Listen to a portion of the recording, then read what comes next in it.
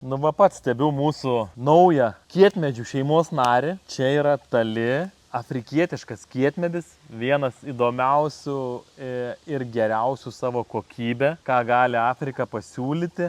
Artimiausias Pietų Amerikos pasirinkimai būtų kumaru, bet kadangi su kumaru pasidarė ženkliai sunkiau ją įtraukus į apsaugotas rūšis, į saitys tokį sąrašą saugomų medienų, tali pasidarė vieną geriausių alternatyvų užpildyti šitai nišai.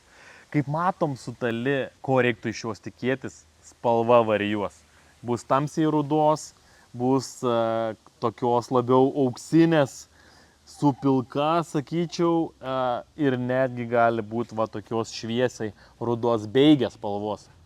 Tai su tali turim atsivežę žaliavą specialiai tam, kad galėtume pasiūlyti tiek kokybišką terasą šaržuojančią, galima palit pilkėti ir tada tikrai visos tos spalvos susiniveliuos. Labai kieta, vienas iš toks rekomendacinių reference projektų yra tai Jungtinių tautų centrinės būstinės Kopenhagoje terasa. Tai ką reiktų pasakyti, kad jo kokybė tali ir Danijoje labai pamėgta dėl jos savybių atitinkamų. Danišką klimatą irgi suprantam, kad jis vėjuotas, daug lyja ir visa ką reikia būti medienai atspariai ten lauke. Tai va, čia dailylentės pavyzdys irgi išpjautas iš tali.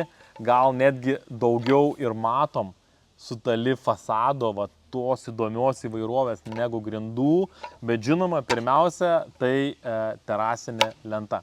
Naujas kietmedis, tali mūsų šeimoje.